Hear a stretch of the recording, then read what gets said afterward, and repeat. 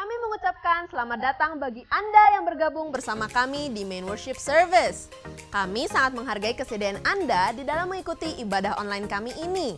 Kami percaya ibadah online ini akan menjadi berkat bukan hanya bagi Anda, tetapi juga orang lain. Anda dapat membagikan link ibadah online ini kepada teman atau kerabat Anda agar mereka dapat mengalami berkat dan jamahan Tuhan. Selain itu, bagi Anda yang memerlukan dukungan doa, silahkan Anda mengirimkan beban doa Anda ke nomor 0811 841 765 melalui WA. Pastikan Anda mengikuti ibadah online tanggal 5 dan 6 Juni, karena ibadah tersebut akan disertai dengan perjamuan kudus. Bagi Anda yang belum mendapatkan roti dan anggur perjamuan kudus, silahkan menghubungi pemimpin kesan atau menghubungi nomor 0811 896 876 melalui WA. Seberat apapun beban pergumulan Anda, datanglah kepada Tuhan yang bersedia untuk mendengar dan menjawab permohonan kita. Oleh karena itu, jangan lewatkan ibadah doa pagi setiap hari Sabtu pukul 5.30 secara live streaming melalui YouTube channel Doa Fajar Pengharapan. Di sepanjang bulan Mei ini, kita membahas suatu tema, yaitu bersiap untuk masa depan. Dan dalam ibadah ini, kita akan belajar kebenaran firman Tuhan tentang sikap terhadap kedatangan Yesus kembali, yang akan menguatkan iman setiap kita di dalam menyongsong hari esok dengan penuh pengharapan. Saatnya kita menyiapkan hati dan pikiran kita untuk memuji dan menyembah Tuhan, serta mendengarkan kebenaran firman Tuhan. Mari kita mengikuti ibadah ini dengan sungguh-sungguh, sehingga ibadah kita berkenan dan menyenangkan hati Tuhan.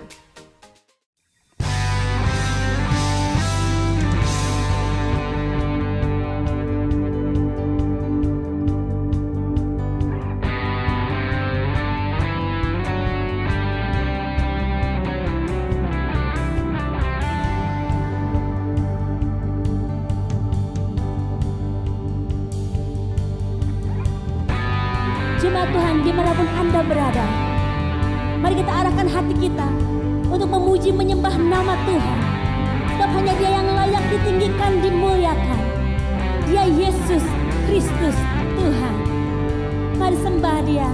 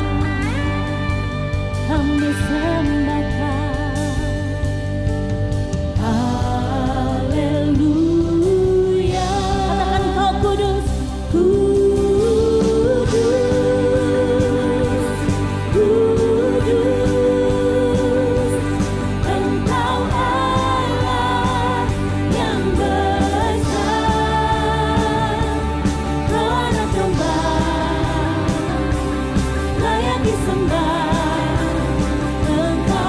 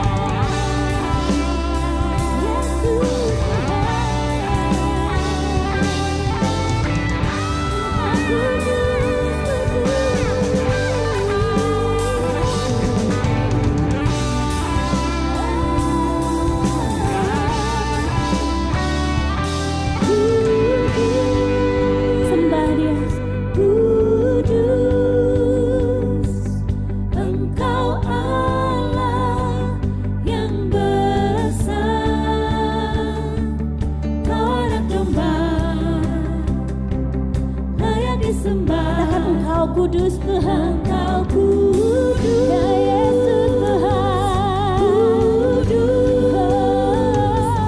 Engkau Allah yang besar, Kau anak domba layak disembah. Kudus, Engkau kudus.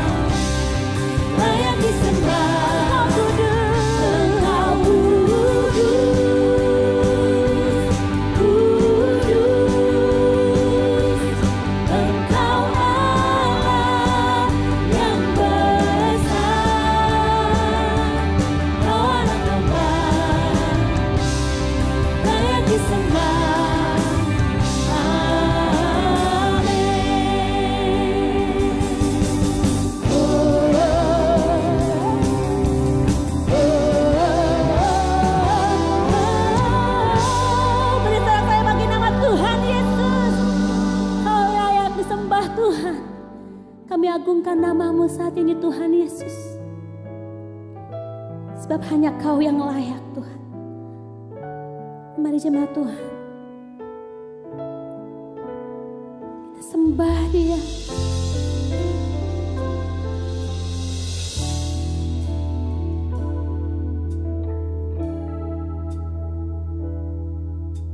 Suci, suci, suci, Tuhan Maha Kuasa.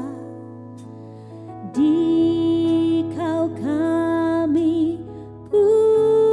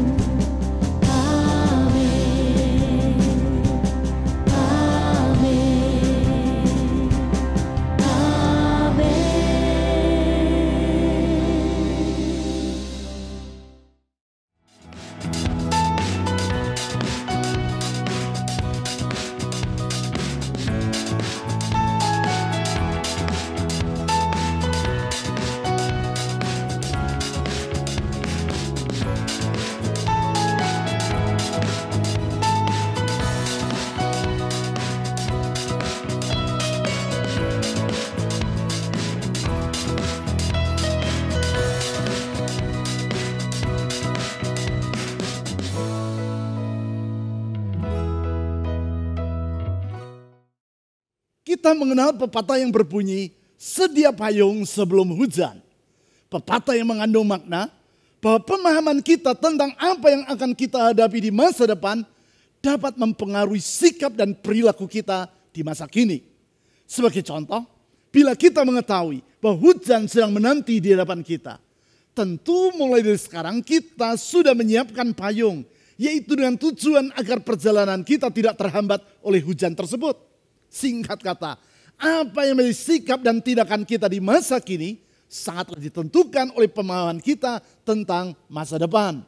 Bukan hanya masa depan dalam hal cuaca, keadaan sosial, situasi ekonomi, politik, serta perkembangan teknologi, tetapi juga tentang kedatangan Yesus yang kedua kali, yaitu yang akan terjadi di masa depan. Kalau pemahaman tentang kedatangan Yesus tersebut adalah tepat, maka perilaku kita di masa sekarang akanlah sehat. Sebaliknya, kalau pemahaman kita tentang hal tersebut keblinger, maka perilaku kita juga akan menjadi tidak benar. Memang, pemahaman yang meleset tentang kedatangan Yesus dan yang membuahkan tindakan-tindakan yang keliru telah terjadi berulang kali di sepanjang sejarah. Sebagai contoh, adalah yang terjadi di Korea Selatan dan Amerika Serikat pada tahun 1989. Hal ini bermula dari seorang pengkhotbah di Korea Selatan, gembala dari gereja The Demi Mission yang bernama Lee Jang-rim. Ia meramalkan bahwa pengangkatan orang percaya dan akhir dunia akan terjadi pada tanggal 28 Oktober tahun 1992. Yang bersangkutan menulis dan menguraikan ramalannya tersebut dalam sebuah buku berbahasa Korea yang diberi judul Mendekati Masa Akhir. Di dalam ramalannya tersebut, Lee Jang-rim menyatakan bahwa 144.000 orang percaya akan diangkat naik ke surga pada tanggal 28 Oktober tahun 1992. Sedangkan mereka yang tertinggal di bumi akan mengalami 7 tahun peperangan, bahaya kelaparan, dan berbagai penganiayaan. Sesudah itu Yesus akan datang kembali ke dunia untuk yang kedua kalinya. Ramalan yang bersangkutan mendapat perhatian yang cukup luas di Korea Selatan. Dan sebagai akibat, ia memperoleh cukup banyak pengikut di sana. Dengan penuh semangat, para pengikutnya ini menyebarkan ramalannya tersebut di Amerika Serikat melalui buku dan pamflet-pamflet. Bukan itu saja, mereka juga memasang iklan berukuran 1 halaman penuh di surat-surat kabar ternama di Amerika Serikat seperti The Los Angeles Times, The New York Times, dan USA Today. Alhasil, puluhan ribu orang, baik di Korea Selatan maupun Amerika Serikat, benar-benar menantikan pengangkatan mereka ke surga pada malam tanggal 28 Oktober tahun 1992. Dengan mengenakan pakaian putih, mereka berkumpul di gedung-gedung gereja untuk menantikan pengangkatan mereka. Sebagaimana yang dapat kita perkirakan sebelumnya, peristiwa pengangkatan itu tidak terjadi. Mereka tetap berada di bumi dan mengalami kekecewaan yang luar biasa besar. Rasa kecewa karena dalam mengantisipasi kedatangan Yesus dan pengangkatan mereka ke surga tersebut, sebagian dari orang-orang itu telah meninggalkan pekerjaan mereka dan menjual rumah mereka. Bahkan seorang perempuan menggugurkan bayinya yang berusia 7 bulan karena mempercayai bahwa di akhir zaman orang perempuan tidak boleh mengandung. Seorang meninggal dunia karena berpuasa dengan tidak makan dan tidak minum selama 40 hari dan 40 malam. Guna menyiapkan diri menyambut pengangkatan dirinya. Tentu saja peristiwa tersebut menjadi berita besar baik di Korea Selatan maupun di Amerika Serikat. Namun tetap saja orang tidak mengambil pelajaran tentang akibat dari ramalan-ramalan yang tak bertanggung jawab tentang kedatangan Yesus yang kedua kali tersebut. Tanpa mengenal jera, mereka mengulangnya kembali dan menanggapi ramalan seperti itu secara membabi buta. Oleh sebab itu, peristiwa seperti tadi terjadi kembali di Amerika Serikat pada tahun 2011. Peristiwa ini diawali oleh seorang pengkhotbah radio yang bernama Harold Camping yang meramalkan bahwa Yesus akan datang kembali pada tanggal 21 Mei tahun 2011. ramalan yang ia sampaikan melalui stasiun radio yang ia dirikan di Tennessee yang bernama Family Radio. Ia berkata bahwa pada hari itu orang-orang percaya akan diangkat ke surga.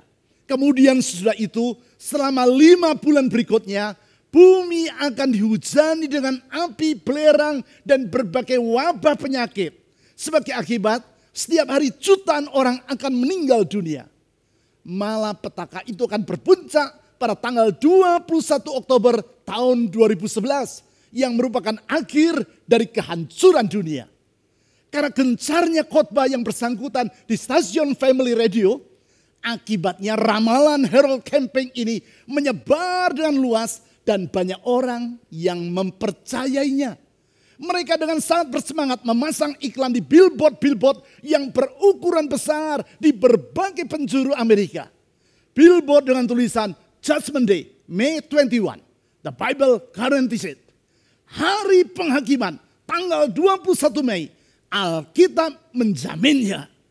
Mendekati tanggal tersebut, di banyak tempat di Amerika Serikat, orang dengan membawa banner yang bertulisan Judgment Day, May 21, berkhotbah di jalan-jalan untuk mengingatkan orang lain tentang tanggal kedatangan Yesus yang kedua kali tersebut.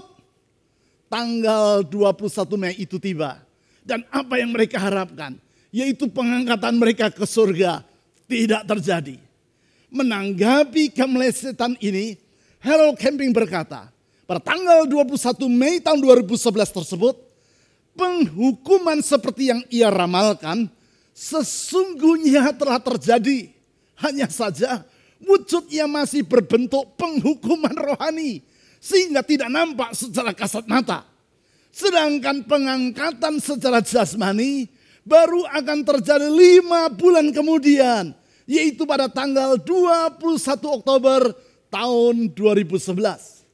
Pada hari itu akan terjadi kemusnahan akhir atas alam semesta. Namun tanggal 21 Oktober berlalu dan sampai sekarang bumi masih belum musnah seperti yang diramalkan oleh Harold Camping. Sedangkan Harold Camping sendiri sejak tanggal 21 Mei itu tidak pernah muncul ataupun berbicara di depan umum lagi. Majalah ilmiah yang terkenal The Atlantic memperkirakan bahwa Harold Camping dan para pengikutnya telah mengeluarkan dana sebesar 100 juta US dollar atau sekitar 1,5 triliun rupiah untuk pemasangan iklan-iklan tadi. Dana tersebut berasal dari sumbangan orang-orang yang mempercayai ramalan Harold Camping. Sementara itu kantor berita CNN mewartakan bahwa Family Radio telah menerima sumbangan sebesar 80 juta US dollar.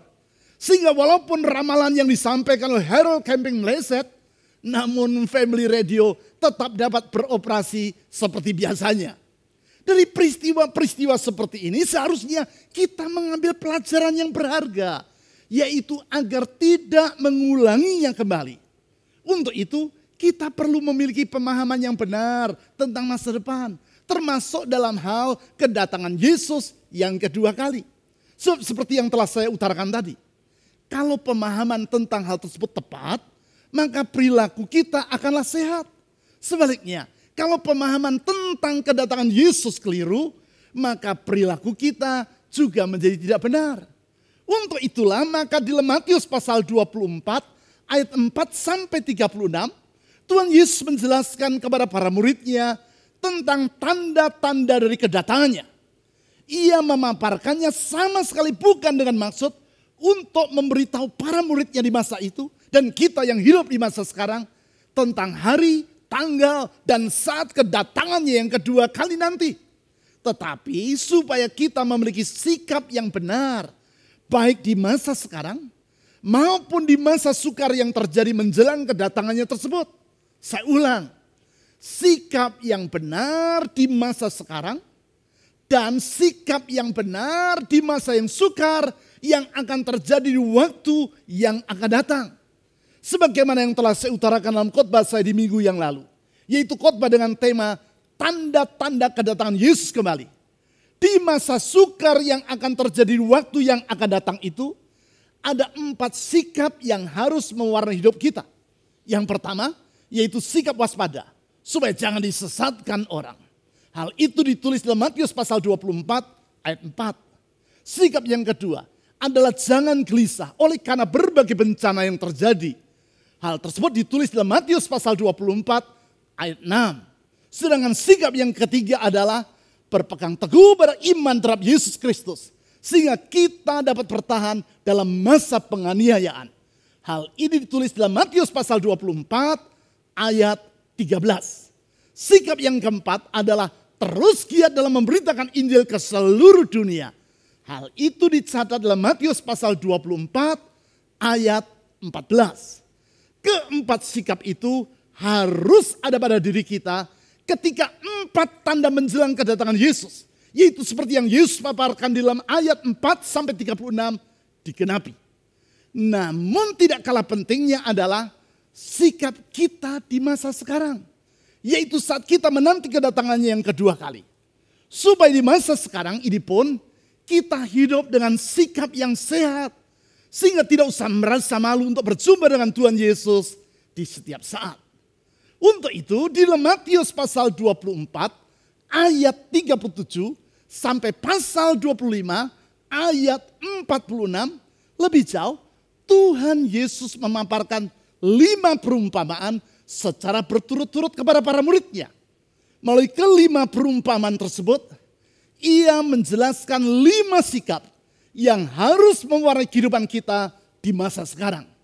Karena waktu yang terbatas, saya tidak akan membacakan semua ayat di dalam Matius pasal 24 ayat 37 sampai pasal 25 ayat 46 tersebut. Saya akan menyebut ayat-ayatnya dan membaca beberapa bagian yang diperlukan. Saya berharap nanti saudara membacanya sendiri secara lebih lengkap. Kelima sikap tersebut adalah yang pertama, yaitu hidup dengan berjaga-jaga. Saya ulang, sikap yang pertama adalah hidup dengan berjaga-jaga.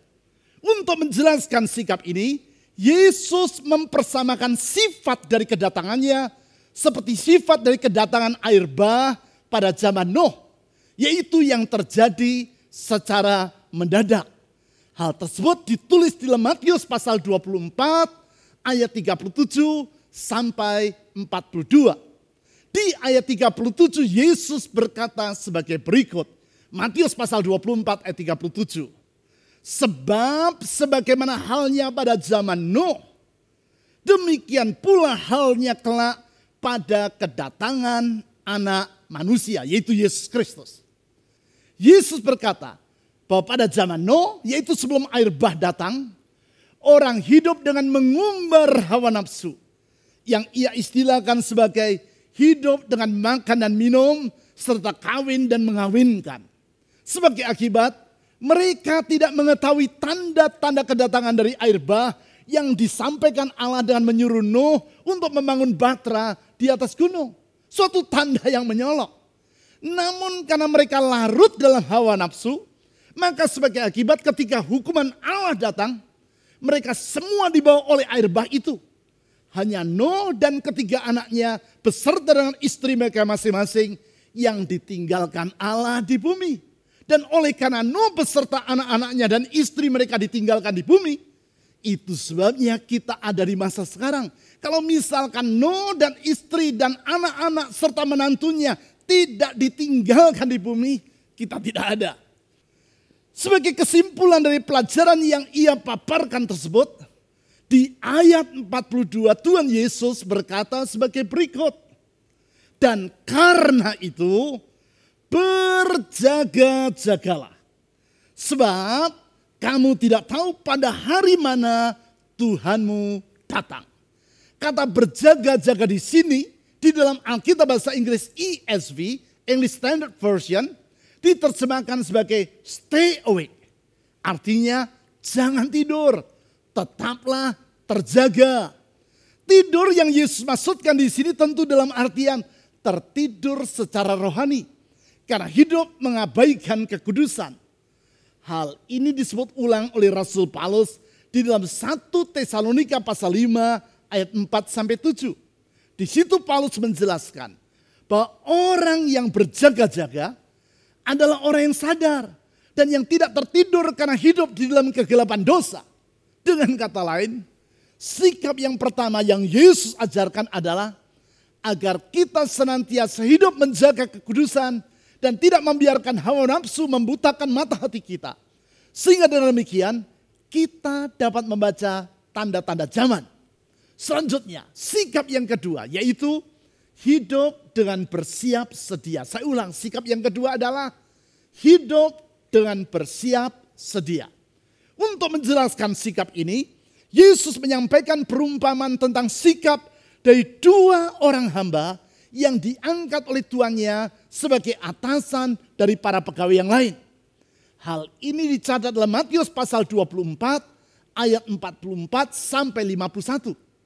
Kedua hamba itu diantaranya bertanggung jawab untuk memberi makan kepada para pegawai yang lain. Sementara itu sang tuan pergi tanpa memberitahu kapan ia akan datang kembali. Hamba yang pertama tetap melakukan tugasnya walaupun sang tuan tidak kunjung kembali. Sedangkan hamba yang kedua di ayat 49 dicatat berkata dalam hatinya sebagai berikut.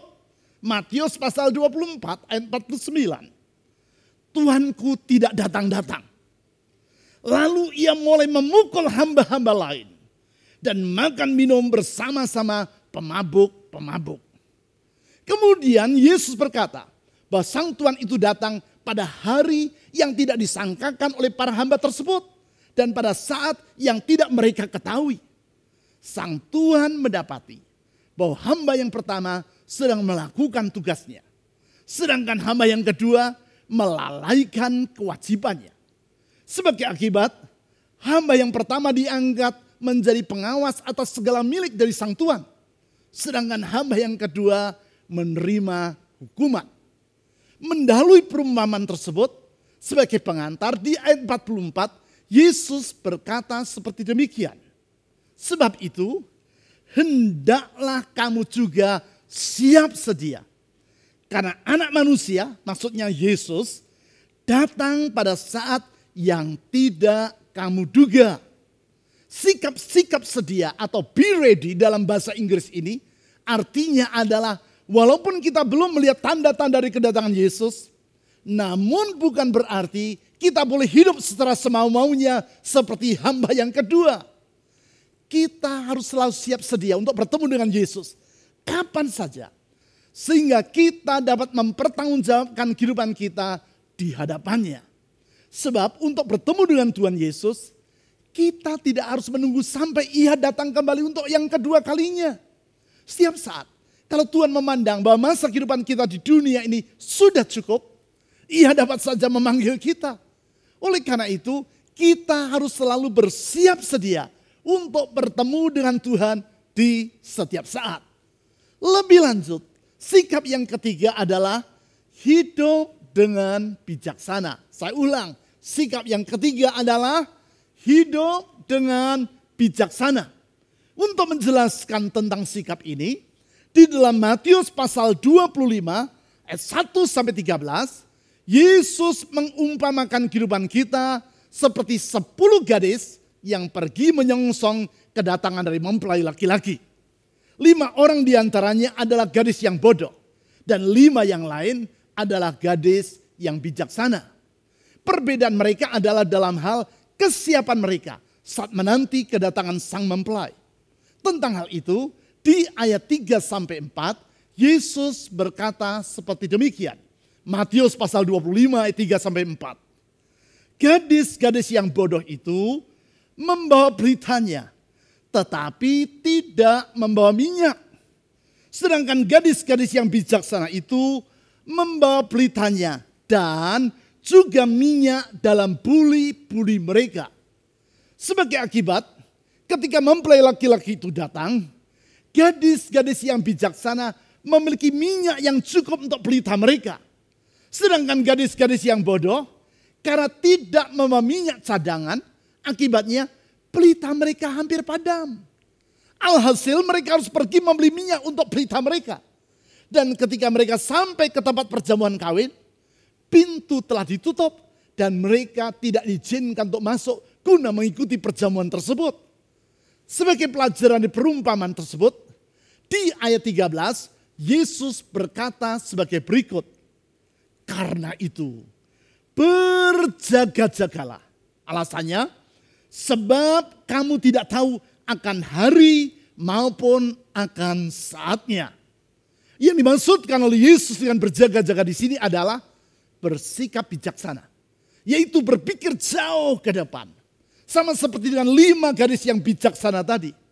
Karena berpikir jauh ke depan, mereka berjaga-jaga dengan menyiapkan minyak yang cukup. Kalau sang mempelai laki-laki tidak kunjung datang. Sedangkan kelima gadis yang bodoh tidak mempersiapkan diri untuk jangka panjang. Kelima gadis yang bodoh ini menggambarkan orang Kristen yang hidup hanya untuk masa kini dan tidak memikirkan masa depan. Mereka hanya mencari berkat jasmania untuk masa kini dan tidak mempedulikan kedewasaan rohania yang menurut 1 Timotius pasal 4 ayat 8 berguna baik untuk hidup masa kini maupun untuk hidup di masa yang akan datang. Singkat kata, hidup secara bijaksana adalah hidup yang tidak mengabaikan pembentukan kerohanian serta tidak sekadar mencari kenyamanan di masa kini.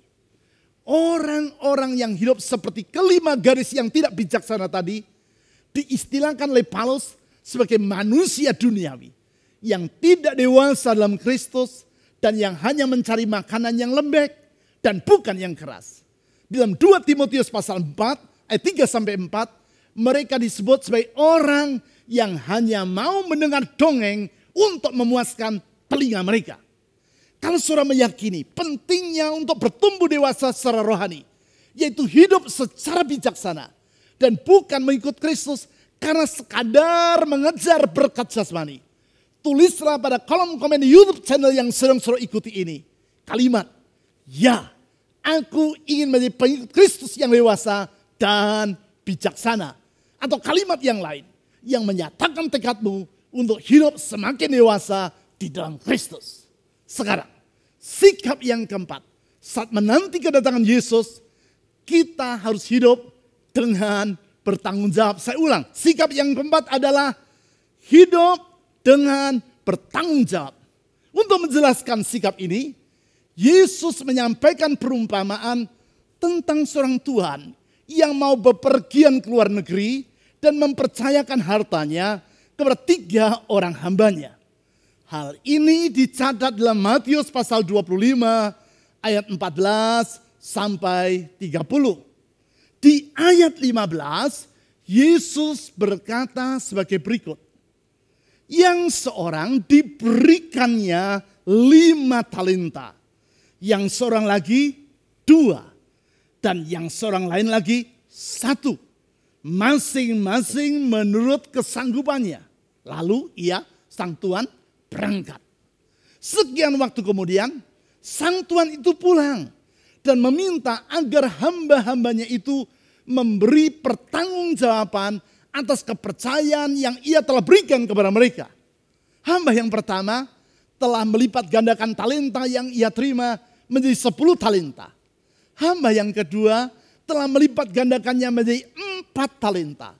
Sedangkan hamba yang ketiga hanya menyerahkan 1 talenta. Karena ia tidak mengembangkan apa yang telah ia terima dari sang Tuan. Di ayat 24-25, ia menyampaikan alasan dari sikapnya tersebut. Ia berkata bahwa ia menyembunyikan talenta yang ia terima dari tuannya karena ia memandang bahwa sang Tuan adalah manusia yang kejam, yang menuai di tempat di mana sang Tuan tidak menabur, dan yang memungut dari tempat di mana sang Tuan tidak menanam. Dengan kata lain, hamba ini mempersalahkan tuannya atas sikapnya yang tak bertanggung jawab itu. Hal seperti ini memang jamak terjadi. Orang yang malas mempersalahkan orang lain sebagai penyebab dari kemalasannya. Itulah yang disebut sebagai blaming game. Dan hal itu pula lah yang dilakukan oleh hamba yang ketiga ini. Sebaliknya dari mengakui kelalaiannya, justru ia melakukan blaming game. yaitu dengan mempersalahkan serta melemparkan tanggung jawab atas kemalasannya tersebut kepada sang Tuhan. Tentu sebagai akibat tuannya itu menghukum dirinya. Berarti di sini Yesus mengajar agar sementara kita menantikan kedatangan Yesus Kristus, kita tidak bermalas-malasan.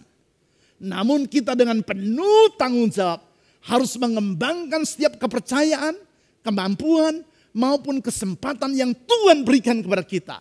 Oleh karena itu adalah sangat keliru kalau orang berkata, Yesus sudah mau datang, tidak usah kita bersekolah maupun mengembangkan karier. Sikap seperti itu nampaknya sangat rohani, tetapi sesungguhnya berakar pada kemalasan dan pada pemahaman yang meleset tentang sikap yang seharusnya dalam menantikan kedatangan Tuhan Yesus. Sekarang yang terakhir, sikap yang kelima dalam menanti kedatangan Yesus yang kedua kali adalah kita harus hidup dengan penuh kasih. Saya ulang, sikap yang kelima adalah hidup dengan penuh kasih. Sebaliknya dari hidup hanya memikirkan diri sendiri, kita harus hidup seperti Kristus, yaitu mengasihi mereka yang tersisih dan tak berdaya.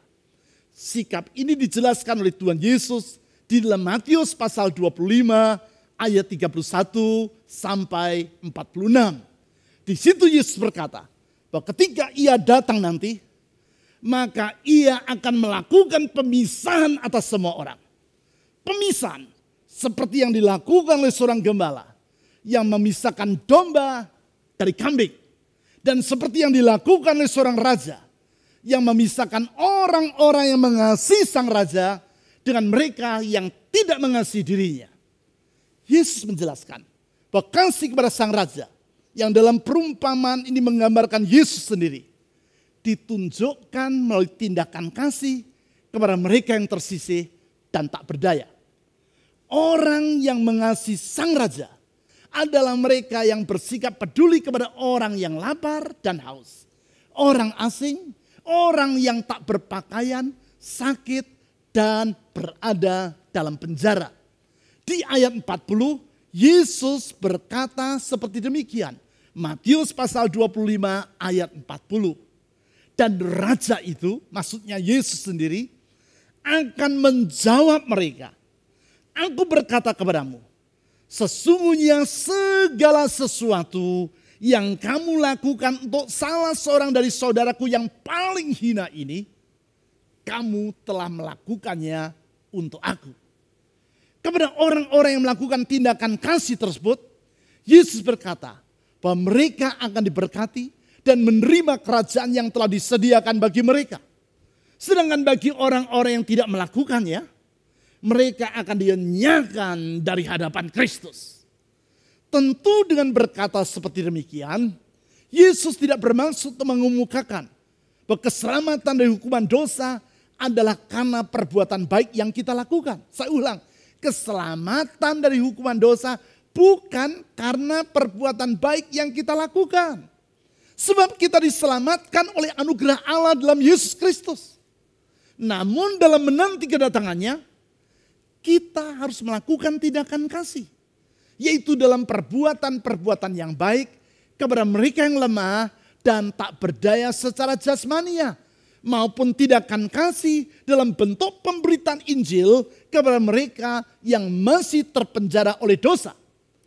Tuhan Yesus menghargai orang yang melakukan tindakan-tindakan kasih seperti itu. Karena sikap seperti itu pula lah yang mewarnai kehidupannya. Dalam kasihnya, ia tidak mementingkan dirinya sendiri.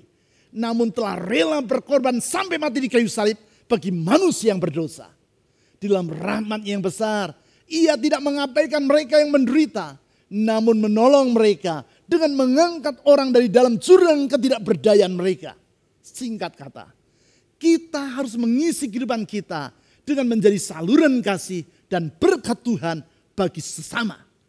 Sebagaimana keempat tanda dari kedatangan Yesus yang ia paparkan dalam Matius pasal 24 ayat 4 sampai 35 bersifat ringkas, demikian pula kelima sikap yang ia ajarkan di dalam Matius pasal 24 ayat 37 sampai pasal 25 ayat 46 yang telah saya jelaskan tadi juga bersifat ringkas dan mendasar. tentu masih ada berbagai sikap luhur lainnya yang harus mewarnai kehidupan kita. Namun kelima sikap tersebut yaitu berjaga-jaga, bersiap sedia, bijaksana, bertanggung jawab, dan penuh dengan kasih merupakan sikap yang paling hakiki yang harus ada dalam diri setiap kita. Sebaliknya dari merasa gelisah dan takut akan masa depan, kita percaya bahwa Tuhan Yesus adalah gembala yang bertanggung jawab atas kehidupan kita, kawanan dombanya. Dan bahwa Dia adalah Sang Raja yang berkuasa atas alam semesta.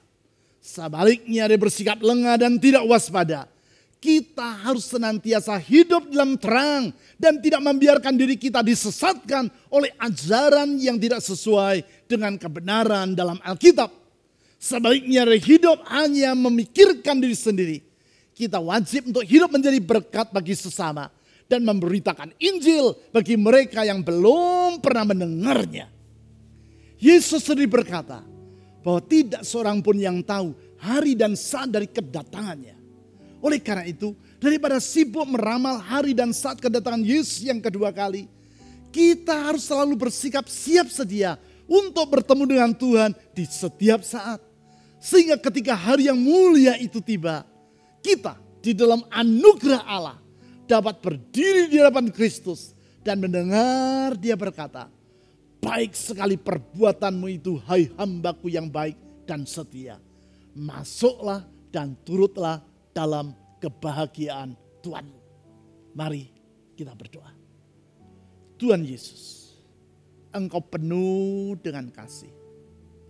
Dalam kasih-Mu, Engkau rela datang ke dunia menjadi sama dengan manusia, mengorbankan diri-Mu sampai mati di kayu salib bagi kami manusia yang berdosa, yang seharusnya binasa dalam dosa-dosa kami.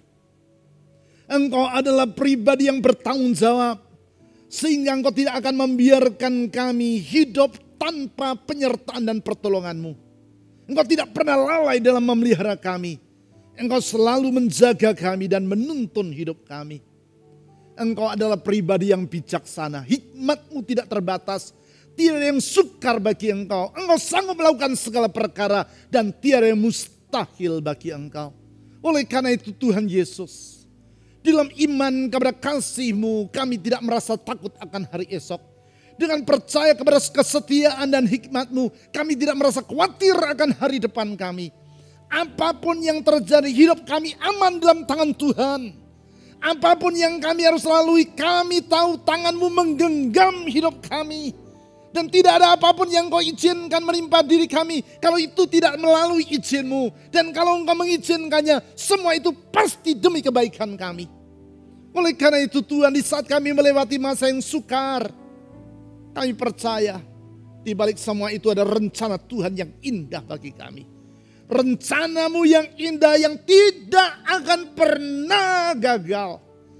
Dan kalau hidup ini dalam rancangan-Mu, kami menyongsong masa depan yang tidak pernah gagal itu. Tuhan Yesus, ini permohonanku. Sertai dan tuntun anak-anak-Mu.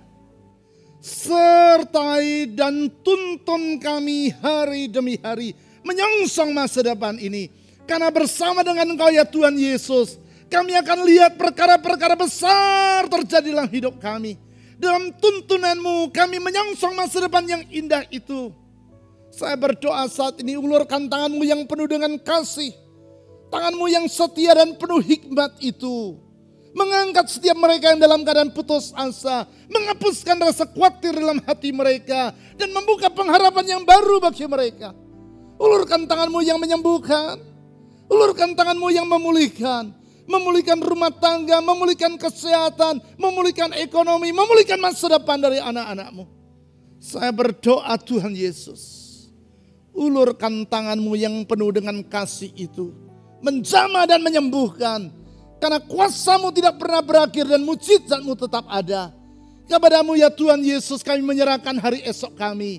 Ke dalam tangan Tuhan Yesus yang setia, gembala yang baik. Di dalam nama Tuhan Yesus Kristus kami telah berdoa. Amin.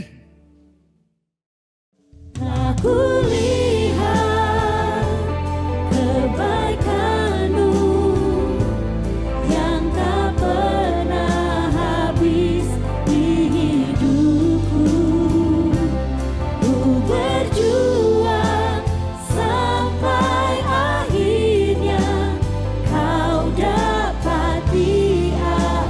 tetap setia. Aku lihat kebaikan-Mu yang tak pernah habis di hidupku. Ku berjuang sampai akhirnya Kau dapati aku tetap setia. Serahkanlah beban dan pergumulan Anda kepada Tuhan, karena Tuhan bersedia dan mampu menolong Anda. Kirimkan beban doa Anda ke nomor 0811 841 765 melalui WA, karena para pendoa gereja kita akan mendoakan beban pergumulan Anda tersebut. Mari kita memberikan persembahan dan persepuluhan kita kepada Tuhan sebagai ungkapan kasih dan syukur kita kepadanya. Anda dapat memberikan persembahan dan persepuluhan Anda dengan mengirimkannya ke nomor rekening di layar atau men-scan QR Code dengan menggunakan aplikasi dompet digital yang tertera di layar Anda. Berbagai informasi penting lainnya dari gereja kita dapat Anda ikuti melalui website www.fajarpengharapan.net atau melalui aplikasi GKPB Fajar Pengharapan serta Instagram GKPB Fajar Pengharapan. Mari tetap disiplin di dalam menerapkan protokol kesehatan 5M, yaitu memakai masker, mencuci tangan, menjaga jarak, menghindari kerumunan, dan mengurangi mobilitas. Kami menantikan kunjungan Anda berikutnya. Sampai jumpa.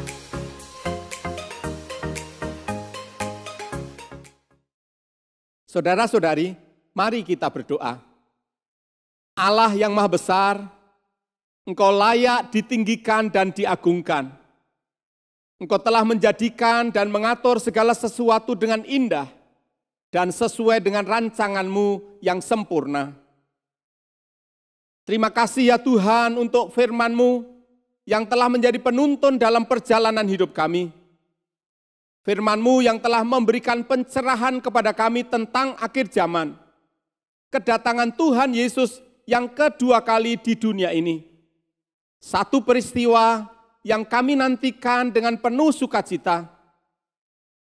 Tuhan, kami bersyukur kepadamu untuk firman-Mu yang secara khusus telah mengajar kami, supaya kami berjaga-jaga di dalam menyambut kedatangan-Mu yang kedua kali.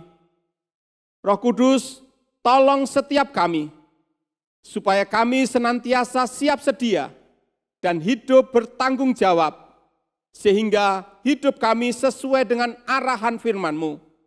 Kami dapat menatap hari esok dengan penuh pengharapan kepada Tuhan. Tuhan Yesus, kami berdoa untuk setiap kami yang telah dan akan memberikan persembahan, baik persembahan ucapan syukur maupun persepuluhan. Tuhan, berkati umat-Mu dengan berkelimpahan. Engkau memberikan jalan keluar dalam setiap masalah yang dihadapi oleh umat-Mu. Dan sekarang dengan keyakinan akan kemurahan Tuhan kami berdoa, kiranya berkat dari tempat yang maha tinggi, yang datang dari Allah yang mengasihi kami, dilimpahkan dalam kehidupan setiap kami. Di dalam nama Tuhan Yesus, Allah yang hidup, kami berdoa dan bersyukur. Amin.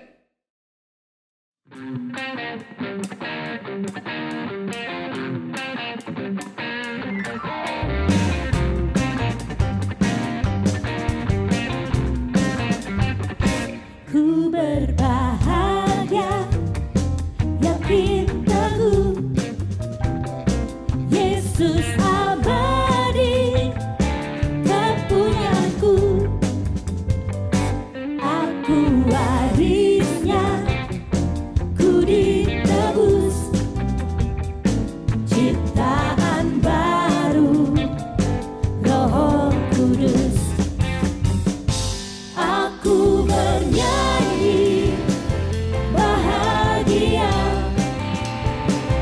memuji Yesus.